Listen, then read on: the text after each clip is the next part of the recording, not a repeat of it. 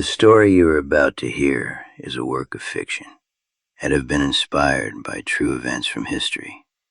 The voices and names you are about to hear are not real and have been created with the help of artificial intelligence for your listening entertainment. And any names or boxing champions that serve a resemblance to anyone you may know is merely coincidence. Good evening, ladies and gentlemen. Take your seats, get comfortable, because tonight we bring you a story out of the Bronx. A story of fists, faith, and the kind of light a man carries when the world tries to put him in the dark. But before the lights of the boxing ring, before the crowds chanting Maccabee, before the night the power died and the miracle began, there was a boy. A boy named Jacob Lavine, born in a small Polish town where winters were long and hope came in small, warm rooms lit by candles. His father, Moishe, made shoes with his hands, real hands, strong hands, the kind that carried stories in every scrape and scar.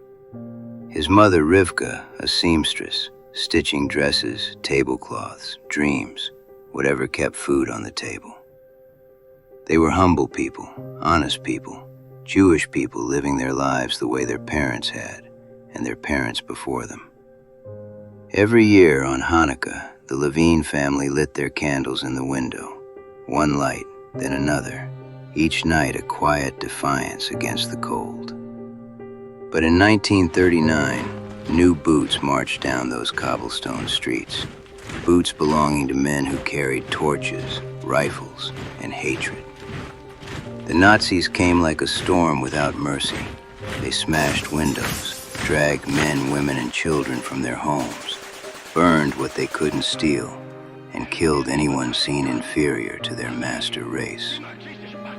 Jacob was just a boy, but he saw enough to grow old in a single night, a night of broken glass.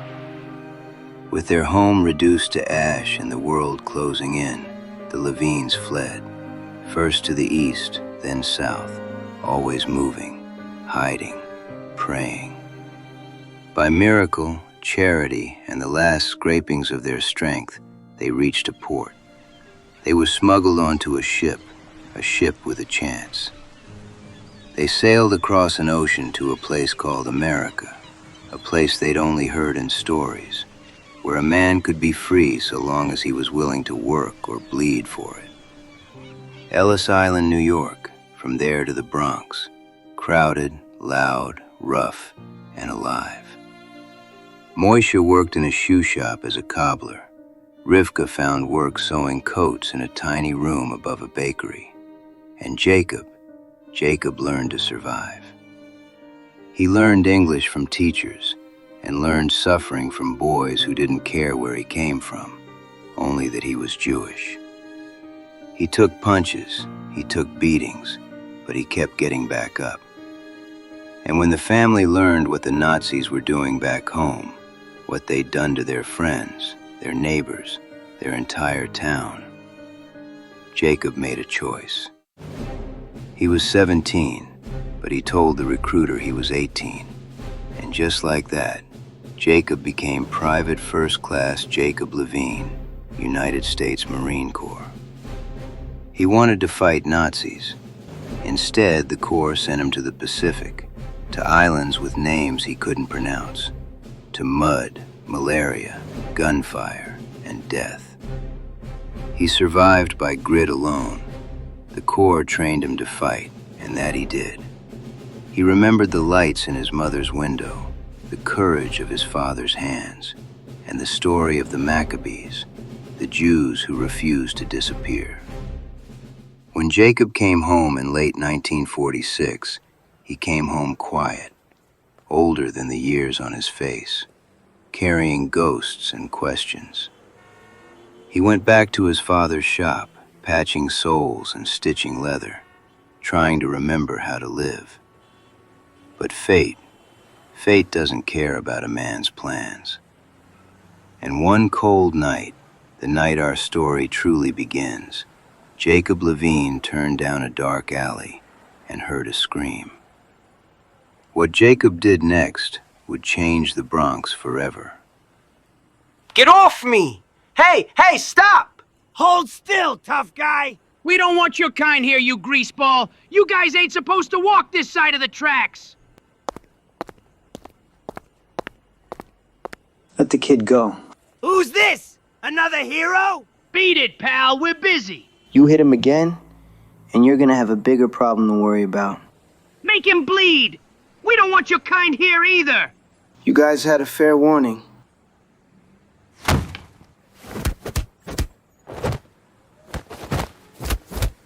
Ow! Ow! My wrist! Oof! Oh, you're dead, pal. Yeah? Come show me. Gah! My nose! He broke my nose! Let's get out of here. This guy's gonna kill us if we stay any longer.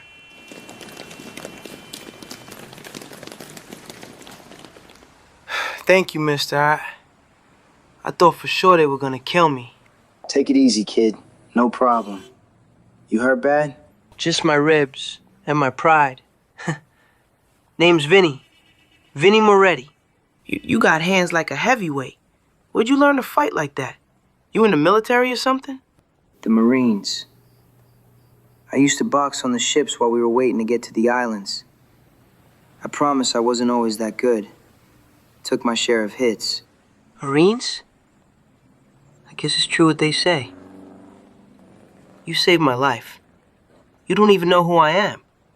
Didn't need to. I've had my share of beatings on these streets at your age. Sucks. My uncle, he's gonna want to thank you himself. He'll want to shake your hand at the very least. He looks after me. You know, family and all. Fine by me, kid. Where can he find you? What's your name?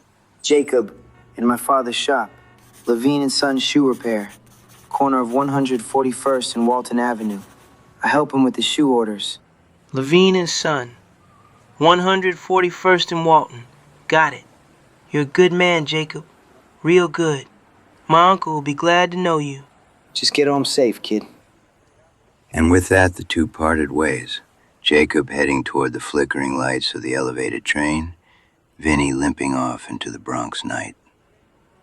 Jacob didn't know it yet, but the name of the man who'd soon walk into that little shoe shop was a name half the borough whispered with caution.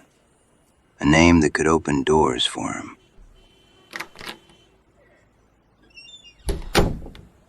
Vinny, what's with the limp? It's nothing, Uncle. Just a little run-in is all. A run-in? Vinny, don't give me that. Who beat you? 3 guys in an alley by Riverside. They jumped me. 3 guys jumped you. And where were the boys I pay to watch your back?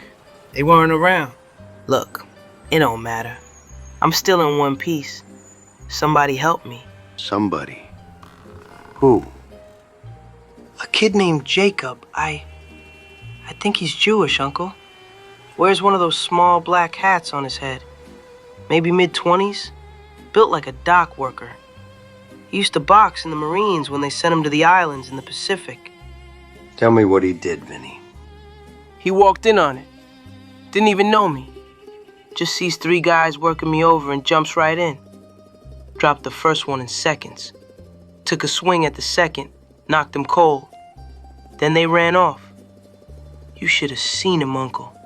He's got a wicked left hook and jabs like a pro. Good footwork, too. What'd he want for it?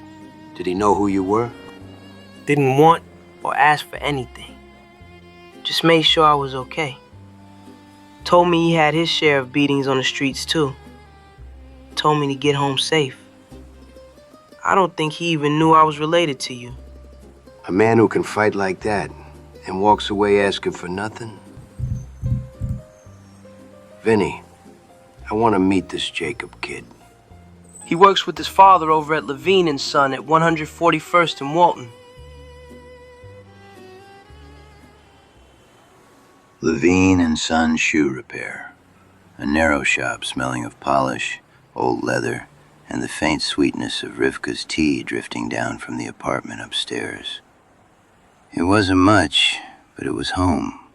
And for Moish Lavine, it was all he had left to build a life from.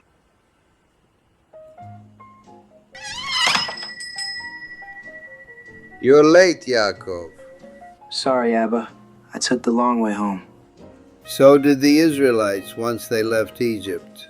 Land navigation was never our strong suit. At least they taught you that while you were in the Marines. Found some trouble, but I handled it. Handled it? Jacob, ever since you came back from the war, you handle everything with your fists. It wasn't like that. There were 3 guys roughing up some kid in an alley. I stepped in. 3 men? And you think you are still in the Pacific, eh?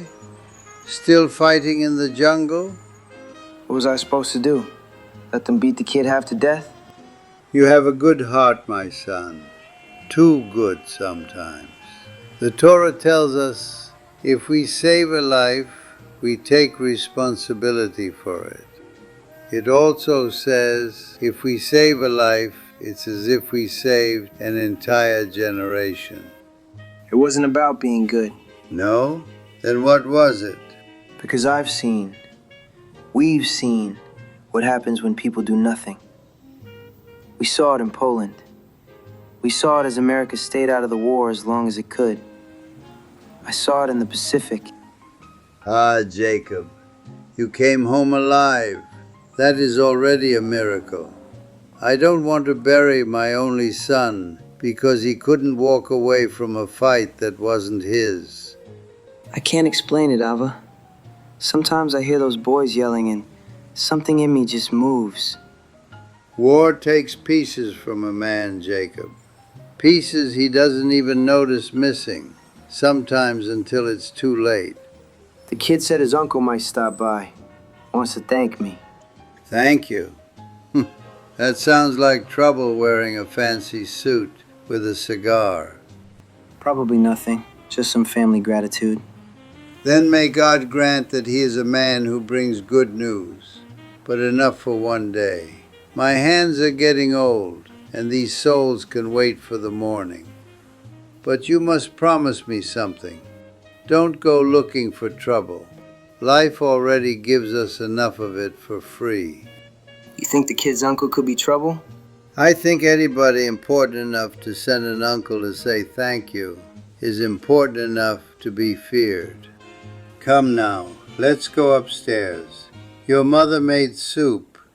A hot bowl will put the world back together. You go ahead, Abba. I'll lock up the shop. This is WJBR New York with a breaking international report. Delegates at the United Nations continue discussions this week over a proposal that would end British rule in Palestine and divide the territory into 2 independent states, one Jewish, one Arab. The plan, still in debate, would place Jerusalem under international administration due to its religious significance to Jews, Christians, and Muslims. If approved, the Jewish state would serve as a national home for hundreds of thousands of Jews still displaced across Europe. Many survivors of the concentration camps remain without families, homes, or nations to return to. Reports indicate increasing numbers are making their way toward Palestine, some legally, many through underground routes, seeking a chance to rebuild their lives in a land they can call their own. Arab leaders, meanwhile, warn they will oppose any partition by force, calling the plan unjust and unacceptable. The situation remains tense, and the eyes of the world are upon the United Nations as the region awaits a final decision. This has been a WJBR special bulletin. We will bring you further updates as events unfold. Jacob stood alone for a moment, taking in the news report, then listening to the silence of the little shop. No gunfire, no shouting, no thugs in the shadows. Just the smell of leather and the flicker of the street lamp bleeding through the window. Jacob stood alone for a moment, listening to the silence of the little shop. But outside, parked on the opposite curb, a black Buick idled quietly. Jacob didn't see it, not tonight. The morning would bring new shoes, new sunshine, and a visitor who would change the course of Jacob Lavine's life forever.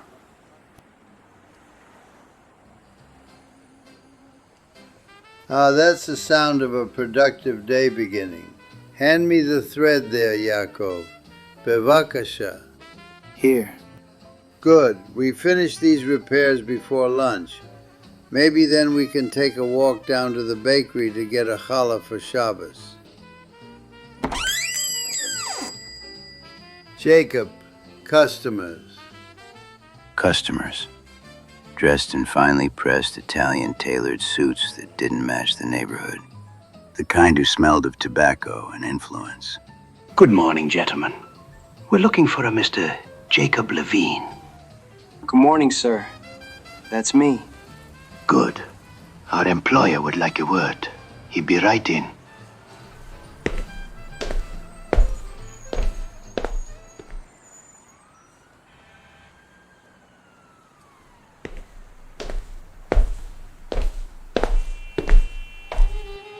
Good morning, gentlemen. Good morning, sir. I hope I'm not intruding on you both. Is this your establishment? Yes, Lavine and Son. It's my father's shop now, and I help him with his work. Would you like your shoes repaired while you wait? A respectable business at that. I admire that. And you must be Jacob. No, thank you. I'm fine for now. Yes, sir. I'm Jacob. My nephew Vincent says you saved his life last night. He talked you up quite a bit. Not a fan of bullies and tough guys picking on kids, sir. Modest. I like that. But let's be clear. You did more than break up a scuffle. You protected a member of my family. Name's Lorenzo Moretti. Mr. Moretti, my son didn't mean anything by it. Relax, Mr. Lavine. If I came here angry, you'd have known. No. I came to say thank you. And here, this is for you. A token of my appreciation. Mr. Moretti, with all due respect, I didn't do it for money. Of course, which is why I respect you enough not to insist. Vinny tells me you fight, that you took down 3 men like it was nothing. I've had practice, sir. The Marines, yes? A rifleman. Pacific Theater against the Japs. And a boxer, too, I hear. Vinny had nothing bad to say about you. Men with discipline. Men who stand up when others fall. Those men are rare and valuable.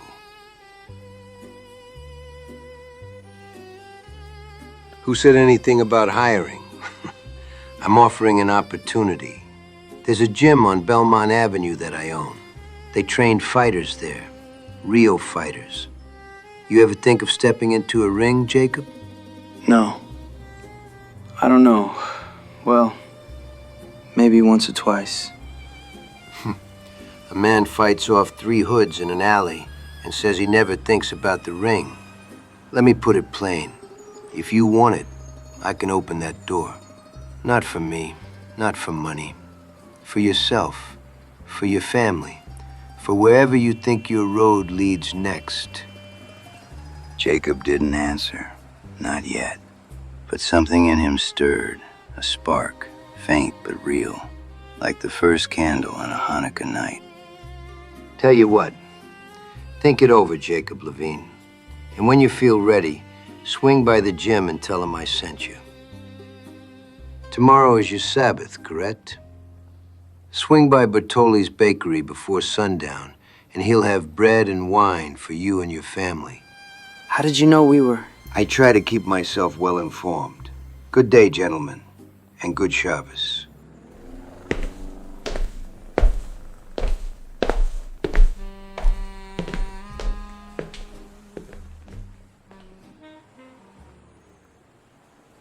Above the shoe shop, the Lavines kept a simple home. 2 small bedrooms, a kitchen big enough for 3 chairs, and the smell of Rivka's cooking doing its best to keep the cold out of the walls. It was the kind of place where conversations mattered, and secrets didn't stay secrets long. Jacob, you're late again. Sit, sit. The soup is getting cold. Sorry, Emma. Mr. Moretti blessed us with his presence this morning. Jacob, what did you get yourself into? Do you know what that man does for a living? Nothing bad, Emma. He just wanted to thank me for getting his nephew out of a little scrap, that's all. Men like that don't think for free. I know. He offered me something. What, Jacob? Don't tell me you're about to go work for the mafia. No, nothing like that. He has a boxing gym and offered me a chance to train and fight in the ring. Fight? Jacob, no. You just came home from war.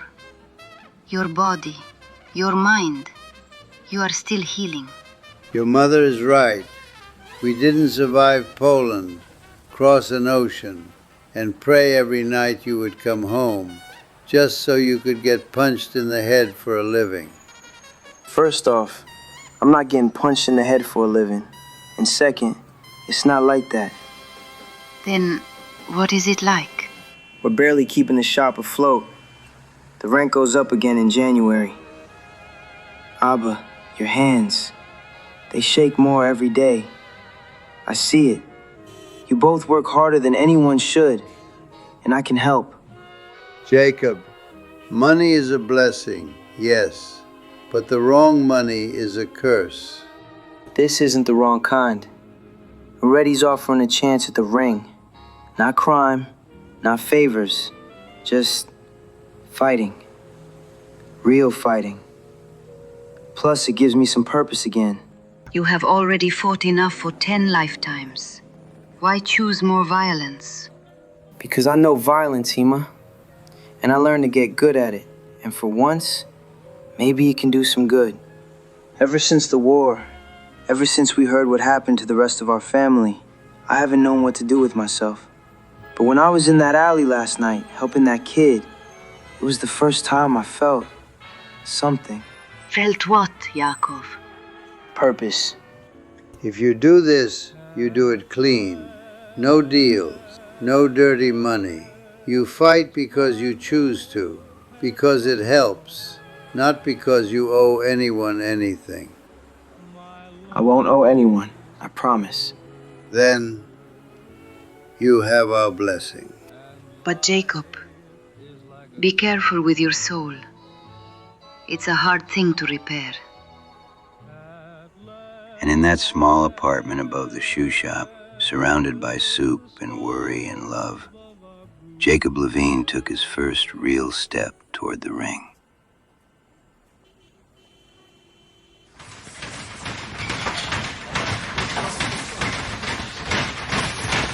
Belmont Avenue had a smell all its own. Sweat, sawdust, mischief, and yesterday's newspaper. And tucked between a tailor's shop and a butcher stood Carbarone's boxing gym.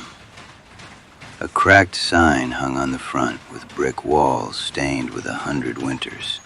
A place where men came to either save themselves or lose everything trying. So, this is it. Hey, kid, you lost or something? No, I'm looking for the owner.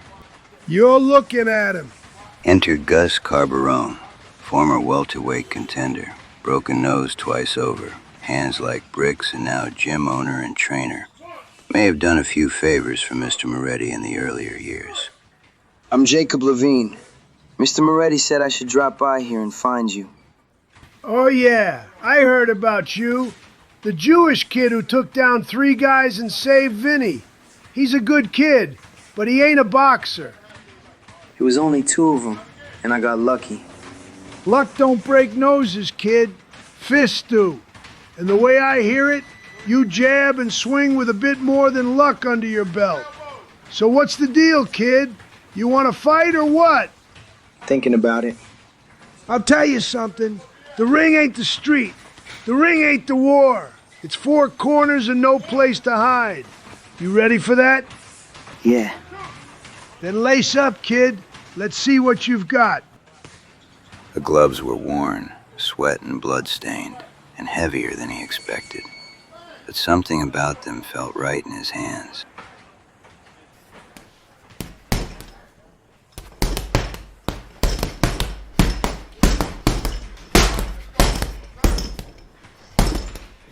Every punch, every hit, every jab, hook, and uppercut on the bag and pads felt more and more like destiny getting closer.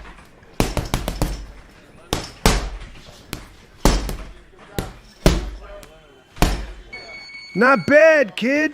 Where'd you learn to do all that? In the Marines, we used to hold matches on deck of the ship.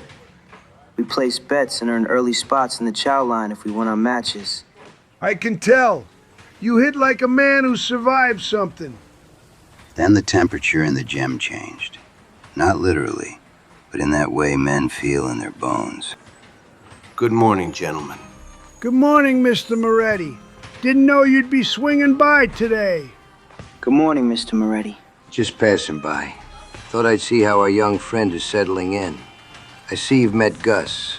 He's got good experience and stories behind his punches. The kid's got a good punch, I'll give him that. Good, good. Jacob, fighting is about more than fists. It's about who you are when the bell rings, who you were before the bell rings, who you wanted to be, and who you become. I'm willing to learn. I believe you, and not a lot of men have the humility to say so. By now you know what I do for a living, but your world will in no way cross paths with mine. None of my men will give you any trouble, or your folks at the shop. No protection, no harassment. My son died in Europe fighting in the 3rd Division. My nephew is the last of my kin.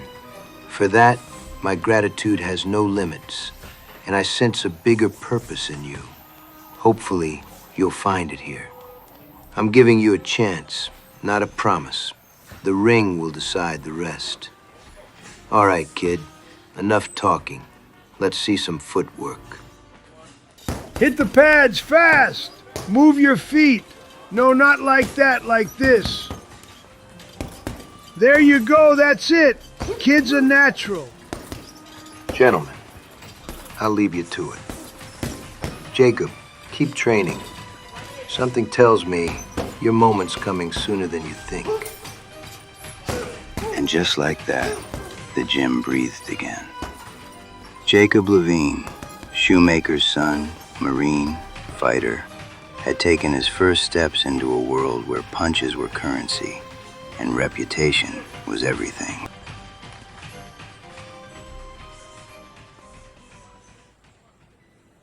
By early 1947, Jacob Lavine had been training at Carbarone's gym for nearly 4 months.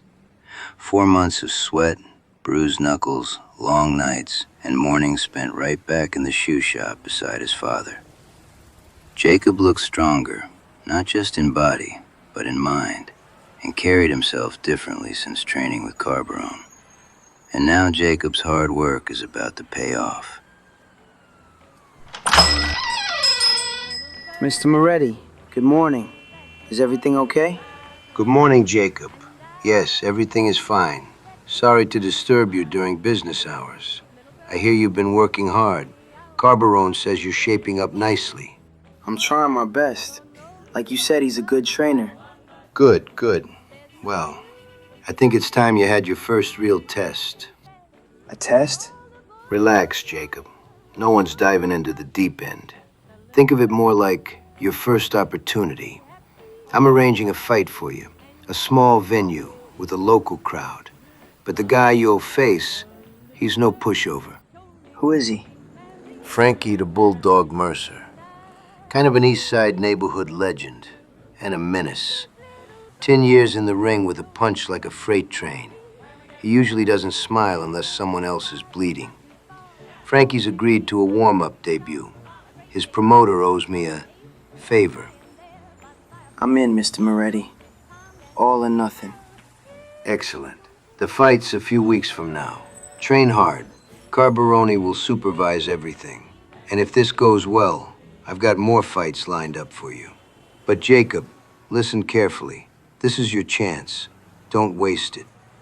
See you ringside, kid. And there it was. A few weeks to prepare.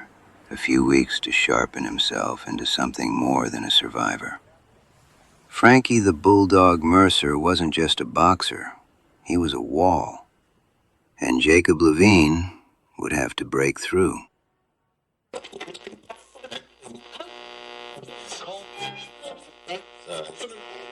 Good evening, ladies and gentlemen, and welcome to the Bronx Palace Arena. This is Walter Reel coming to you live on WJBR Radio, bringing you ringside for tonight's main attraction. I'm joined here with Joey Pipes Maranzano and Harold Reed. That's right, Walter. We got ourselves a real humdinger tonight. 2 bulls in a china shop, and only one's coming out standing. Tonight marks the professional debut of Jacob Lavine, a newcomer with a lot of noise behind him. 3 months of hard training, and the eyes of half the Bronx on his shoulders. For those of you just tuning in, Jacob is a local boy, formerly a U.S. Marine who fought in the Pacific Theater, and the fighter many are calling the underdog in tonight's matchup. Underdog? Harold, this kid fought 3 muggers in an alley before he ever stepped foot in this ring. He don't need introductions. He needs a muzzle. Across from him stands a seasoned bruiser, Frankie the Bulldog Mercer, a man who's earned his name in the ring and known for ending fights early and brutally. And there he is now, ladies and gentlemen, Frankie Mercer, entering the ring wearing red trunks and a scowl that could break mirrors and spirits. Geez, look at the guy. The Bulldog's got shoulders like a freight car. This ain't gonna be a walk in the park for the new kid, more like a walk through a minefield. And here comes the kid, Jacob Lavine, stepping through the ropes now in blue and white trunks. He looks calm, composed. Not bad for his first night under the bright lights. Look at those eyes, Walter. That kid's got fire in him. The referee calls both men to the center of the ring now. Such an iconic moment, ladies and gentlemen. The calm before the storm. The fighters stand inches apart now, staring each other down. Mercer looming like a brick wall. Lavine steady, unblinking, and ready. Ladies and gentlemen of the Bronx, fight fans from all 5 boroughs, and radio listeners across the United States, welcome to tonight's main attraction. In this corner, fighting out of Hell's Kitchen, New York, a man forged in the back alleys, and a fighter known for chewing through opponents like a dog through bone. Standing 5'10", weighing in at a solid 187 pounds, with a professional record of 9 wins, no losses, 8 knockouts, with fists like sledgehammers and a chin that's never hit the floor. A crowd favorite, a crowd terrifier, Frankie the Bulldog Mercer. And in the opposite corner, making his official debut from the working streets of the Bronx, he comes from Poland and fought as a Marine in the Pacific, standing 5'8", weighing in at a fighting lean 167 pounds, Jacob Lavine. All right, gentlemen, listen up. This is a clean fight. No low blows, no holding and hitting, no punches after the break. When I say stop, you stop. When I say break, you break. Protect yourselves at all times. Obey my commands at all times. Now touch gloves and come out fighting. Okay, both fighters just touched gloves. But look at Mercer's face. That ain't respect, boys. That's hunger. Lavine's expression hasn't changed. Calm, focused. He's studying Mercer, sizing him up. The referee steps back. Both men retreat to their corners. And round 1, here we go! Here's Mercer like a bull let off its chain. Kid ain't wasting a second. Mercer fires a sharp jab, followed by another. Lavine keeping his guard high, stepping back. Smart defensive opening. Mercer's known for his fast starts and heavy pressure early in the fight, and he's testing Lavine's mettle already. Testing? Walter, the man's hammering him. Look at that right-hand jab. Just grazed Lavine's chin. Lavine took it well. He shakes it off, and now he's circling left. Good footwork, and he's staying calm. Mercer closes the distance. Oh, left hook to the head. Miss as Lavine ducks under. Beautiful slip. And he counters with a shuffle step and returns a jab straight away, looking to initiate some action and close the gap. Lavine moving in, jabbing left, maybe favoring the right side for later. Mercer blocking the jabs and moving Lavine around the ring. Mercer moves in. Jab to Lavine's ribs, followed immediately with a right uppercut to the cheek. Mercer's trying to crowd him. He's muscling inside. Mercer's dangerous when he's in close like that. Short hooks, an uppercut. Lavine needs to get out of there.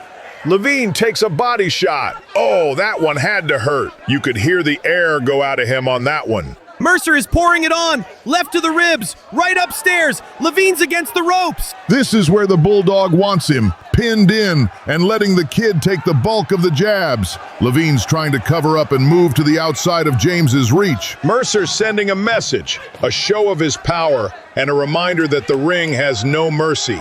And neither does the man called Bulldog. Lavine fights his way out of the corner. He throws a right. Oh, that wasn't a clean jab. Lavine's grabbing his shoulder. Ah, no. Did he pull it? First round, and he's clutching the right shoulder. Jacob Lavine appears to have injured his right shoulder on that last punch.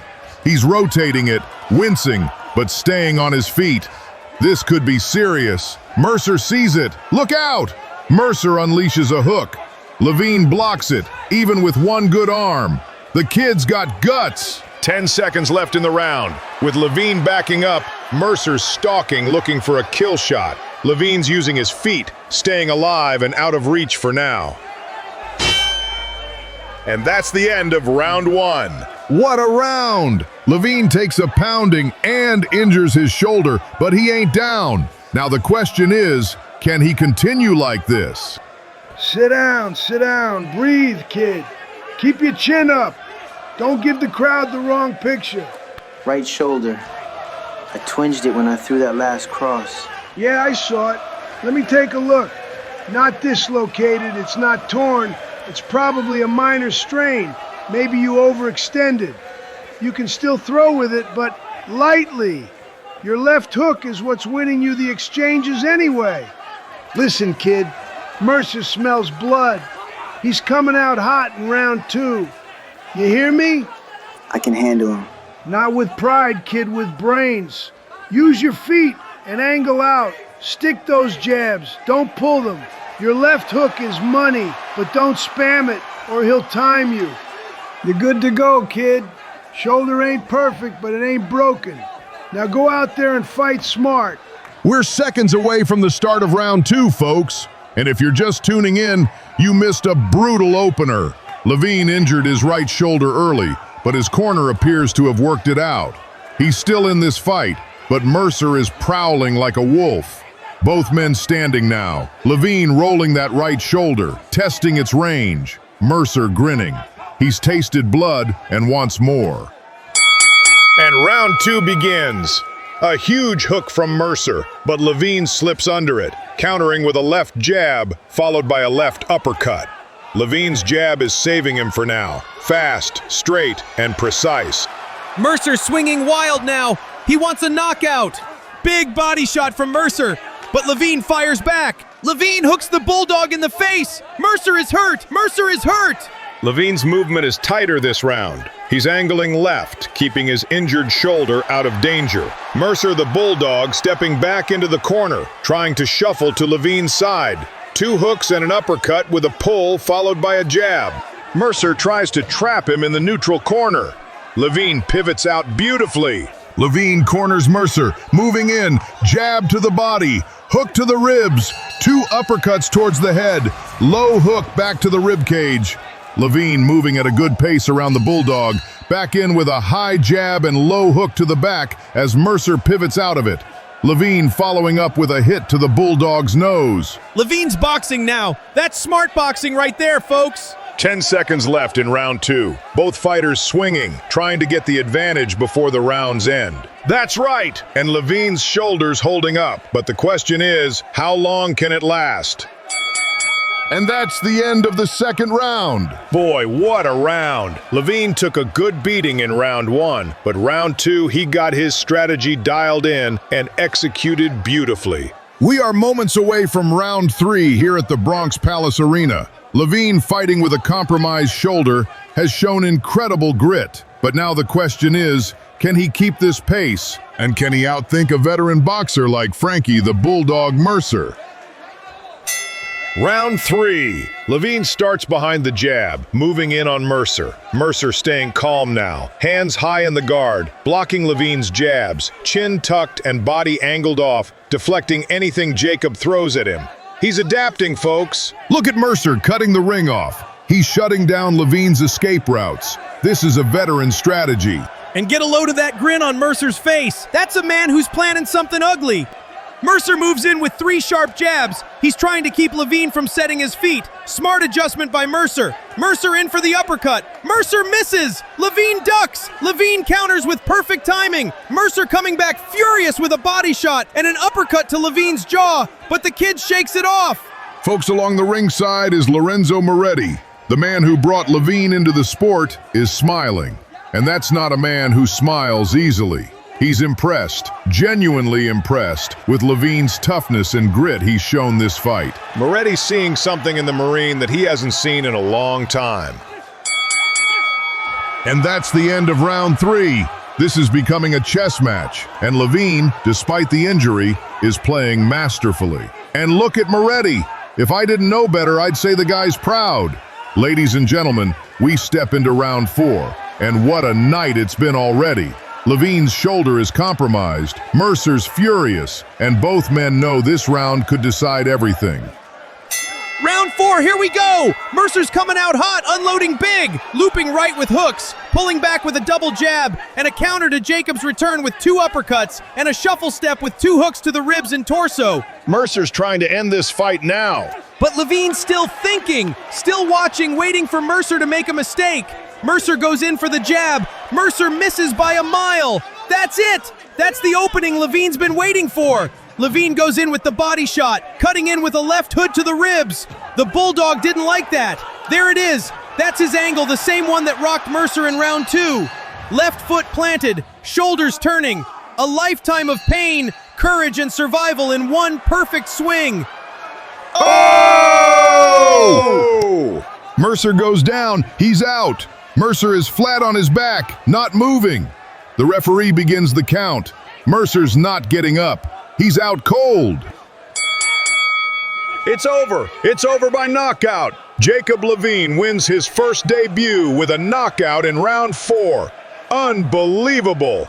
Folks, Lorenzo Moretti is standing in the crowds, smiling and clapping. A rare sight and a dangerous one. Because when a man like Moretti smiles at you, your life is about to change. The kid just punched his ticket to the big leagues, folks. Jacob Lavine is officially on the map. The cheers of the arena faded into the thick haze of the locker room. Sweat, rub-down oil, the sting of victory. For Jacob Lavine, the night felt like a dream, stitched together with blood, sweat, and bruises. We now take you to the locker room, where the Maccabee becomes reality.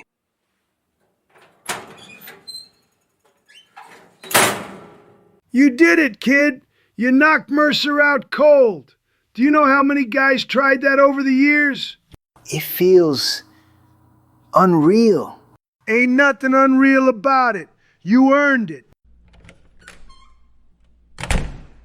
Jacob the Hammer Lavine.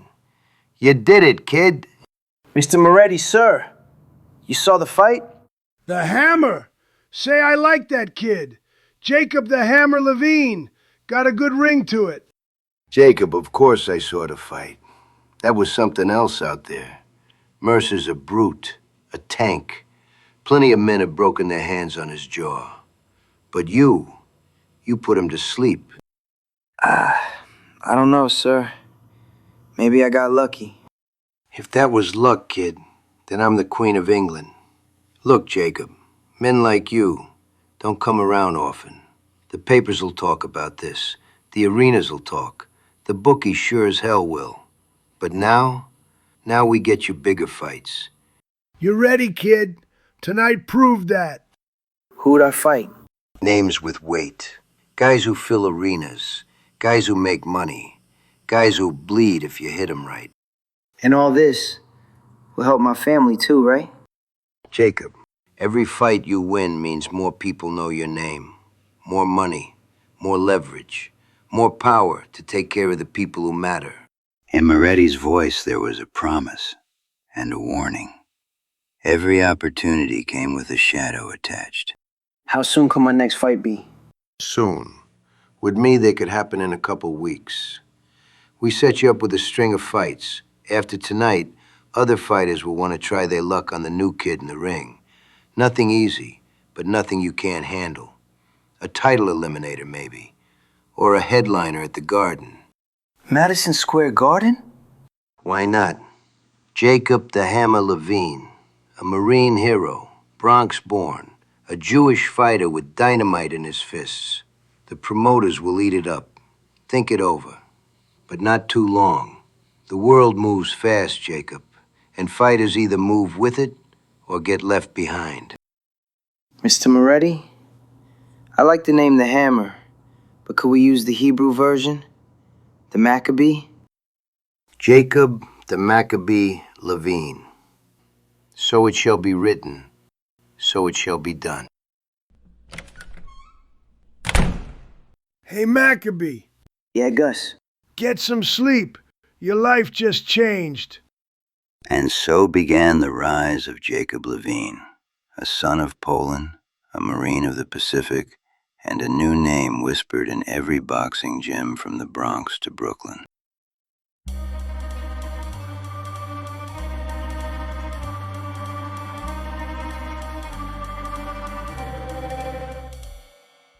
Good evening. This is WJBR News, New York City. Local welterweight Jacob Lavine shocks the Bronx boxing scene with a fourth-round knockout of Frankie the Bulldog Mercer. Promoters are calling it the biggest surprise of the winter season, following two sensational knockouts in as many as 2 weeks. Local reporters have begun calling the rising fighter Jacob the Maccabee Lavine. Round 3, Lavine circling. Oh, a huge left-hand hook. Down goes Riley. Down goes Irish Tommy Riley. Extra, extra, read all about it. The Maccabee wins 4th fight in a row. Lavine dodges. He counters. Another left. That punch. That hammer. It's becoming his signature move. And down goes Lightning Lou Marino. 5 knockouts, 5 fights. Lavine smashes another contender as the Maccabee hammers his way to the top. Lavine fires a stiff 1-2 jab, cross right down the middle. Look at that slip. He dipped under the right hand and came up with a short left hook. Tight, efficient, no wasted motion. Look at that defense. He rolls under the hook. Counter left hook. Down goes Killer Kaplan. Hi, I'm Ray Sanders from Sanders Incorporated. And when it comes to building anything, we trust our tools. But the only hammer I trust is the Hebrew hammer. Boxing insiders are calling Jacob the Maccabee Lavine one of the most promising welterweights of 1947. His explosive left hook, dubbed the Hammer by local fans, has ended every fight so far. Een breiten gesammelten Karl in der Bronx hat Jakob der Maccabee Lavine gelavd nach a größen Netzkon. A beautiful body-head combination from Jacob. Left to the ribs, right to the liver, a slip to the outside, and bam, a short right cross. That's counterpunching at its finest. Sports analysts report that Jacob Lavine has become the name on everyone's lips. A rising star who may reshape the New York fight scene. Fans across New York are already whispering the words future champion. Whether the Maccabee can go the distance remains to be seen, and insiders say Lavine's discipline from his Marine Corps days is giving him an edge most young fighters lack. Calm under pressure, deadly under fire. A jab to the rib cage, followed by an uppercut, a hook, another hook, a 3-jab hook combo, and the Maccabee takes out Dumb Dame Delgado. When Lavine steps into the ring, the whole neighborhood tunes in. The Bronx has found its new hero. Give this kid another year, and he may just become the name everyone remembers from 1947. Crowds packed the Bronx Arena once again as the Maccabee delivered another thunderous performance. And that hook of his is certified kosher. Ladies and gentlemen! No one in the welterweight class wants to stand on the wrong end of Lavine's combinations. The kid throws punches like a runaway train. Oh, that's a beautiful slip and counter. Textbook clean, ladies and gentlemen. Right there. Notice how Lavine pivots off the center line? That's advanced footwork for a newcomer. Ooh, let's get ready to rumble!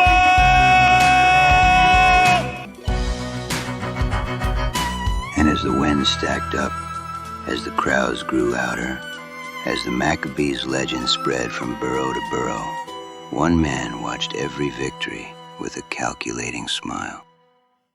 Jacob, my boy, you're making waves, big ones. And waves bring opportunities. Jacob the Maccabee Lavine, once just a shoemaker's son, now a rising star of the New York fight scene, and soon a name spoken across the nation. But even rising stars can cast a giant shadow, and the night of his biggest test was drawing closer. Jacob, you're home. Come in, come in. You must be starving. There he is, the Maccabee himself. Abba, don't start. How can we not start? Every neighbor who came into the shop today. Did you see Jacob in the paper? Did you hear Jacob's last fight on the radio? Did you know your son knocked out 13 men in 13 fights? Your mother didn't get any work done. She talked more than she sewed. I did too get some work done, Moishe. I'm just trying to do my best, guys. That's all. Who could that be this late? Shabbat Shalom, Shabbat Shalom. I come bearing good news and maybe trouble. Yoni, get inside. You're letting all the cold out. Yoni, what are you doing here? You already heading over to the synagogue? To congratulate the pride of the Bronx, the Maccabee. I heard your fight on the radio at the deli. The whole place went wild. He's making all of us proud. Yes, proud. But nervous too. For a moment, the room glowed with pride, but the glow didn't last long. Jacob, Mr. Lavine, Mrs. Lavine, I also came because there's something you should know. People from our community, from all over New York, they're leaving. Leaving? Where? Like we did from Poland? No, nothing like that, Mrs. Lavine. They're leaving overseas, to Europe, to the ports in Italy and Cyprus, to smuggle weapons, and then to sail to Palestine. Palestine? The British still control it. They gained control of it through a League of Nations mandate after World War I, and have occupied the area ever since. It's very dangerous there right now. You're absolutely correct, Mr. Lavine. Yes, it is dangerous. But word is that a Jewish army is forming, the Haganah, the Palmach, even more extreme divisions called the Lehigh and Irgun, men and women on the ground, preparing for war. They say a Jewish state is coming, after the camps, after what happened to our families. The survivors want a place of their own. Where have you heard this from? There's talk at the synagogue. Young men from America are going, volunteers, fighters, some sneaking out under false names. Joseph, Chaim, and Shmulik just left last week. In that tiny Bronx shop, for the first time since stepping into the ring, Jacob Lavine felt another calling, a whisper from history, a weight from the past, a future waiting across the sea. Think about it, Jacob. Yoni, please. Enough for tonight. Everyone, sit, eat. We will talk about this when our hearts are calm. But Jacob Lavine's heart was anything but calm. The path before him no longer led only to the ring. It led to destiny. Some months passed. Jacob's name was now one feared in the boxing ring. But one day, he received a message to come to Moretti's office. Not the gym, not the club, his office. A place where deals were forged, and men made choices they couldn't take back. Come in, Jacob. Moretti's office wasn't the kind of place a man entered lightly. Tonight, though, something was different. Why was this night different from all other nights? The lights were low, the air still. The usual confidence in Moretti's face softened, like he was carrying a secret. Hi, Mr. Moretti. You wanted to see me? Yes. Sit, kid. Please. Jacob, before we talk business, I want you to know something. I respect you, and I care about what happens to you. Your rise these past months, it's been something special. And you deserve a big fight, a real shot. I appreciate that, sir. And everything you've done for me here, and in turn, my family. So who's the new opponent? Carl Mason. The Wolf? I've heard he's tough. He is, but that's not why I want you to hear me out. Jacob, Carl Mason, isn't his real name. Then who is he? His real name is Klaus Reinhardt, a former SS officer. He served in Poland, near Radom, near Łódź, near the very towns where your people, your family, came from. I took no pleasure learning this. The man was involved in roundups, transport details, confiscations. You mean? Yes. He helped send people to the camps. Not soldiers, not partisans. Families, Jacob. Your family. Your people. Did he know where he was sending them? Did he know about the camps? They all knew. They just won't admit it. I run backgrounds and gather information on almost all the fighters I pit my guys against. An old habit. My boys couldn't find much on him at first, so I had them go deeper. One of our guys at the dock passed the information to us about him from one of our last shipments that came in. Not only did he send people to the camps early in the war, but he ended up working one of them right up until the end. Gassed them, buried them, then on orders dug them up again and burned the bodies to hide the evidence. They knew they were going to lose the war. They knew the truth would come out eventually. He escaped justice, slipped out of Germany with forged papers. He's been here for over a year, hiding in plain sight. Why are you telling me this, Mr. Moretti? Because you deserve the truth, kid. And because this fight isn't just another match. I know why you joined the Marine Corps. You wanted to go fight Nazis and kill them for what they did. But the war effort had other plans for you. You felt robbed, like you didn't get your chance, do your part, make your mark, make a difference. I know. My son felt the same way when his friends all enlisted after Pearl Harbor. I gave him my blessing to go fight. Now I place flowers on his grave every year. This fight, it's your chance for justice. A chance for one of ours to stand up to what happened over there. Jacob, listen to me. We lost cousins in that war. Aunts, uncles, friends. We can't fight for them, but you can. You saying you want me to avenge them? I'm saying I want you to honor them. But what if I lose this one? It's the wolf, I mean. Then you lose, as a man who stood against a monster. But Jacob, you're not going to lose. This is your fight, kid. Not because of money, not because of fame, but because no one, not one of your people ever got to look a man like him in the eyes and fight back. When is the fight? 2 weeks, at the Palace Arena. I know it's a short notice, and I wanted to give you more time to train. We didn't know how much longer this guy would be in town, or if he'd even agree to take the fight in the first place, or if he'd try to do something stupid should he have more time to prepare. I have my guys keeping tabs on him, just to make sure he doesn't get wise on you.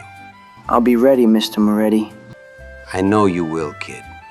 I know you will. Jacob walked out of Moretti's office with a burden far greater than boxing. Fists that once fought for sport now carried the silenced voices of 6 million people. As the days drew nearer, word spread like wildfire about Jacob's fight against Carl Mason. From radio to delis to barbershops, the Bronx had one thing on its mind: Jacob's fight against this unknown opponent. Ladies and gentlemen of New York, the fight the entire city has been buzzing about is finally official. Jacob the Maccabee Lavine, the Bronx sensation, will meet the undefeated Carl the Wolf Mason. The Maccabee versus the Wolf. Two undefeated opponents who don't just punch hard, they punch like they're trying to make history. The Maccabee faces the Wolf in Holiday Showdown. Can the hammer break the Wolf? Huey Star versus Mystery Contender. The city picks a side. That Lavine kid? Fast as lightning. He'll chew that Wolf guy up. I don't know. Mason gives me the creeps. Something off about him. Never talks, never smiles. Something's off with him. You ever see the way that Mason guy looks at us? Gives us that glare? Like we're inferior to him or something.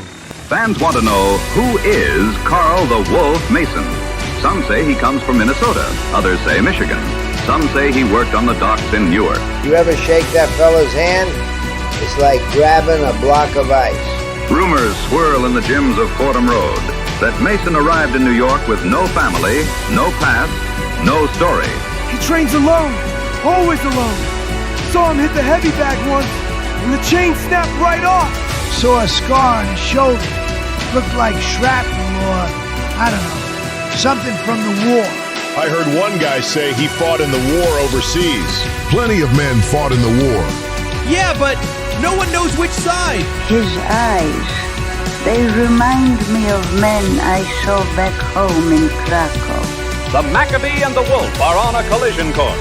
8 rounds, holiday weekend, Bronx Palace Arena. This is gonna be a fight for the ages. Ever hear the Wolf talk? Not a New York accent. His German comes out too easy. Jacob the Maccabee Lavine versus Carl the Wolf Mason. 2 men, 1 ring, 8 rounds. A storm is coming.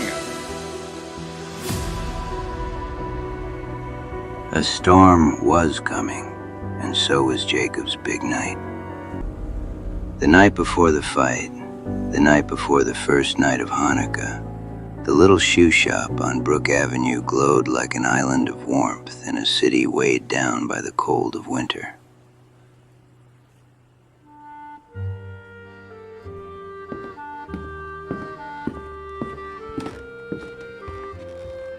Ah, Jacob, you're just in time. Help me bring down the menorah box from the shelf. Which one do you want? The wooden one or the brass one? The brass one. It belonged to your Bobby. We use it every year.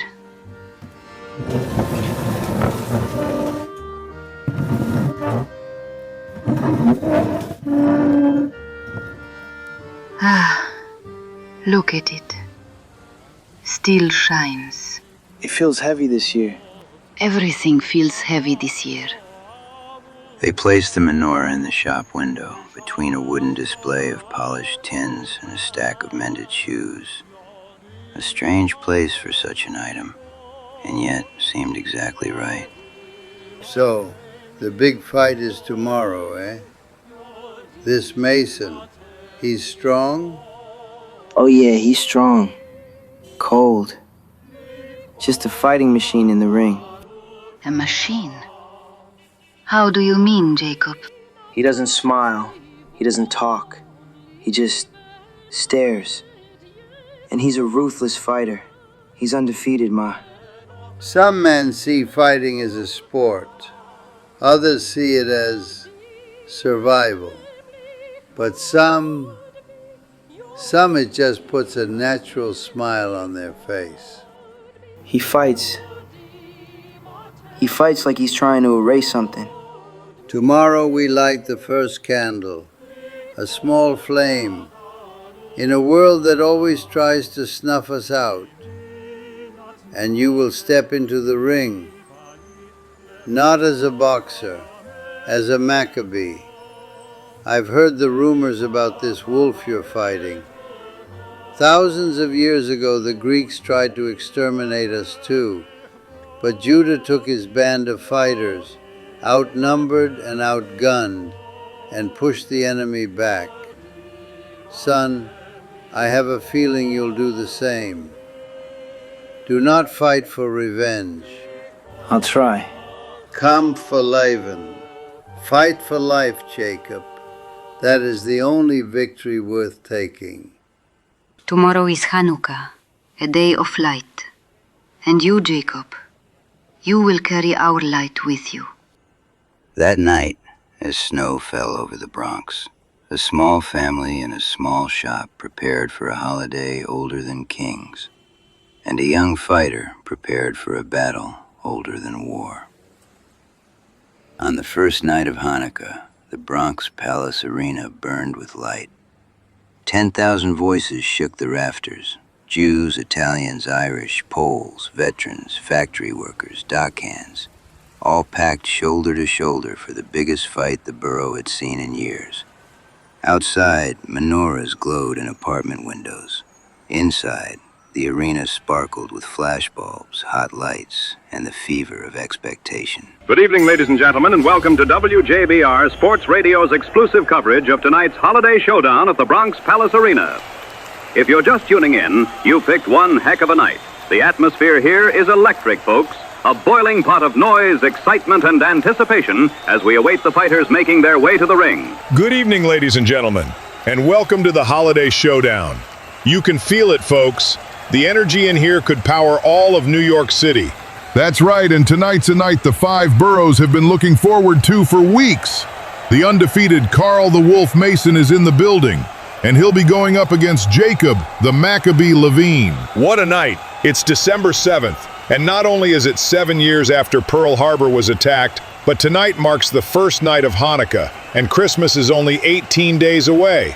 But tonight the Bronx belongs to one man, Jacob Lavine, a street-born fighter that's worked his way up to tonight's fight, arranged by Mr. Moretti, who's quite the fan of boxing, even owns a gym here in the Bronx. Right now, the two fighters are in their locker rooms getting their pre-fight inspections, having their gear looked over by the refs, and possibly last-minute words from their coaches before the fight starts. The crowd eagerly waiting for the fighters to make their way out to the ring.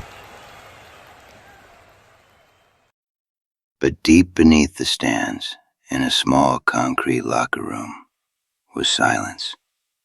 The kind of silence found only in synagogues before the first prayer of the day.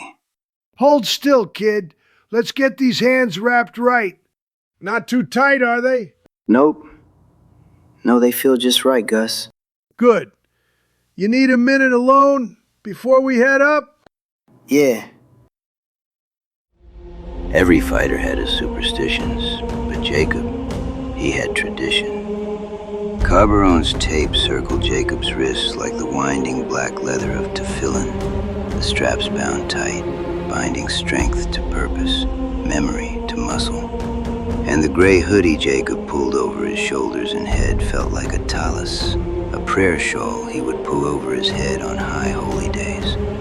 Jacob closed his eyes, not to escape the noise, but to draw strength from something older than fear.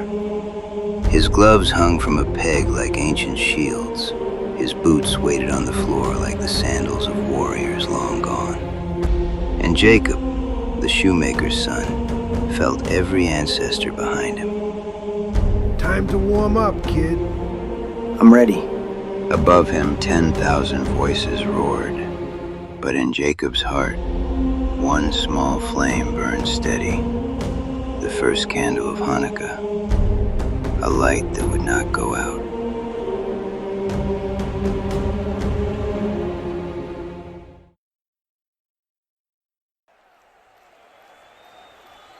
And it looks like the first walkout of the night is about to begin. Yes, here he comes. God, it feels like the arena just dipped a few degrees, fellas. Making his way to the ring, from parts unknown, he walks with no emotion, no smile, no nod to the crowd, just a cold stare. Ladies and gentlemen, wearing black trunks with silver trim, Carl Mason walks his way down towards the ring. Absolutely no emotion in his face as he approaches.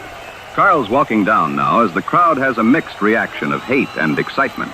These folks want to see him fall to his opponent, but they know what this man is capable of in the ring. There's been rumors going around that Carl was a former German soldier from the war and fought the Russians on the Eastern Front. Unfortunately, I've heard the rumors too, but they run darker than that. Word on the street, Carl used to work at one of the camps liberated by Allied troops. The ones where they gassed people by the millions. If that's the case here tonight, then Jacob the Maccabee Lavine may be here by way of a higher power to finish what others couldn't. And now, folks at home, this is the moment the Bronx has been waiting for. Now entering the arena, Jacob the Maccabee Lavine, walking with a calm dignity, wearing a gray hoodie and blue and white trunks with the Star of David stitched on the left leg. The arena is shaking, ladies and gentlemen. You can feel the people of the crowd behind Jacob tonight. And across the ring, Carl Mason stares at Jacob with eyes like cold steel. 2 men, 1 ring, 1 fight, and only 1 winner. Maccabee versus the Wolf. Okay, here we go, guys. The 2 fighters are entering the ring, each in their respective corner. And here comes the announcer, Arthur Stanton, to get our evening started. Stand by, folks. Good evening, ladies and gentlemen. Tonight, we bring you a fight that's been the talk of the town for weeks. And now, it's finally here. 2 fighters with different fighting backgrounds meet here tonight. Over in the corner to my right, where 1 fighter walks in shadow. This man walks through fire. He is not feared for what he hides. He is feared for what he refuses to surrender. From Europe to the Pacific, and now the canvas of this very ring, here tonight, with a fighting record of 13 fights, 13 wins, by way of 13 knockouts, a new sensation to the boxing world, sporting a Star of David on his trunks, standing 5 foot 8 inches and weighing in a muscular 167 pounds. Give it up for Jacob the Maccabee Lavine! Ladies and gentlemen, we come to the man standing across from Jacob the Maccabee Lavine, a fighter shrouded in mystery, a man with a reputation that follows him from gym to gym like a shadow, standing 6'3", fighting out of a small private stable in the Bronx. A man feared for his cutting counters, his ruthless bodywork, and his uncanny ability to read a fighter's every move. His opponents don't remember the bell, only the moment the light left their eyes. With a total record, 41 fights, 41 victories, including 39 wins by knockout, and some of the fiercest ring instincts in the welterweight division. Weighing in at 186 pounds, a man the newspapers call a phantom in the ring, the angel of death, the exterminator. He is the man the gyms whisper about, the man they warn young fighters to stay away from. Ladies and gentlemen, brace yourselves. Carl the Wolf Mason! And now, ladies and gentlemen, it's time! An absolutely great intro as always by Arthur Stanton. He's been doing this job for over 15 years and never fails to deliver. Okay, Lavine and Mason approach the center of the ring as the ref gives his instructions to the 2 boxers. All right, gentlemen, bring it in close. I want a clean fight. You will protect yourselves at all times. No hitting below the belt. No punches behind the head. No rabbit shots. And no cheap shots when I'm breaking you. When I say break, you break clean and take 1 full step back. You will obey my commands at all times. You fight hard, You fight fair, and you fight like professionals. Do you both understand? Touch gloves and let's have a good, clean fight, gentlemen. The two fighters touch gloves. Carl just towering over Jacob like a giant, with no emotion or respect being shown. An absolute show of force. A modern-day David versus Goliath. The two fighters go back to their corners. And there's the bell. Round one is underway. Both fighters come out cautious, circling, studying. Lavine's got his hands high, looking sharp. But look at Mason. He's not bouncing, not swaying. Every step is exact, measured. Mason stalking behind a piston jab. Lavine slips outside, answers with a stabbing counter to the sternum.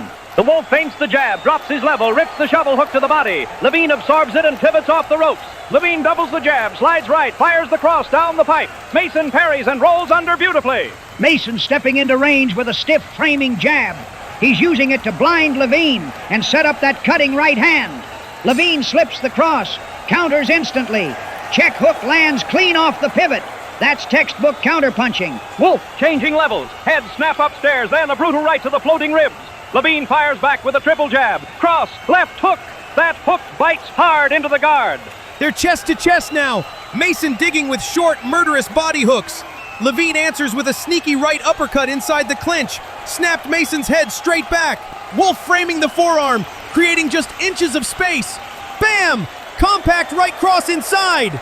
Beautiful inside defense by Lavine, rolling the shoulders, catching shots on the elbows, firing quick counters. Mason cutting the ring with diagonal steps. He's taking away Lavine's exit routes. Wolf feints high. Lavine bites. Devastating right to the body. That was surgical. Mason goes in with another jab, throwing Jacob off balance. What kind of guy throws a punch that straight?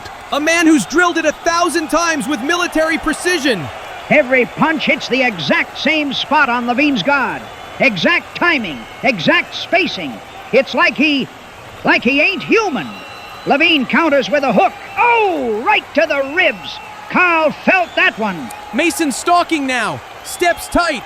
Look how he herds Lavine to the ropes. Not with wild pressure, but with geometry. Closing angles like a machine.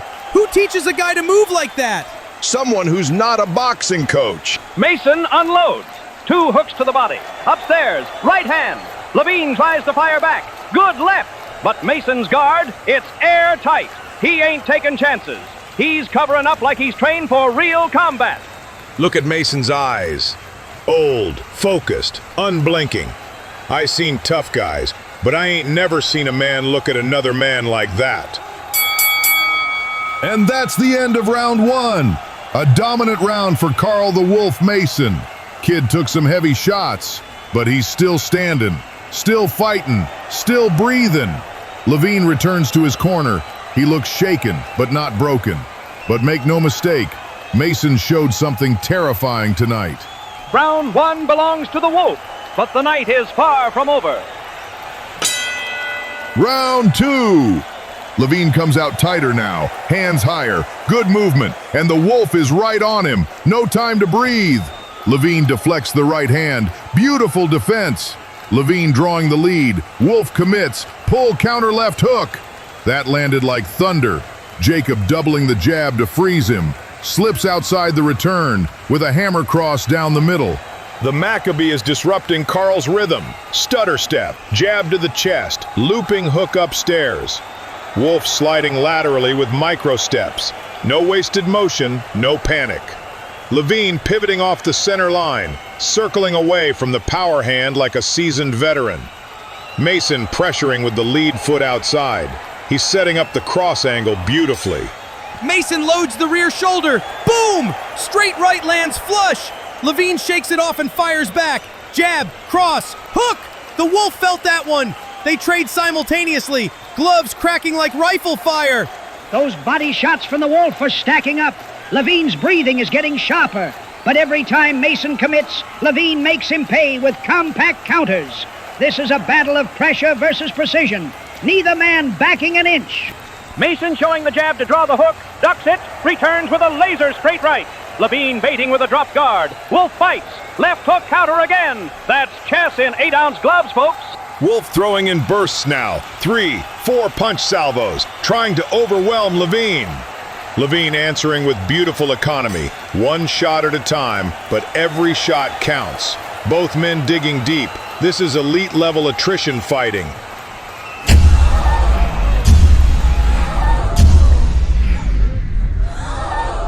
Did you guys hear that? Walter? The lights. What happened to the lights? Ladies and gentlemen, we've seemed to have lost power to the lights in the arena. We're sending someone over to go check on the fuse box and breaker panel to see what's going on. Ah, damn! Hey, are you serious? Oh no! Mason swung in the dark and just hit Lavine. That's illegal.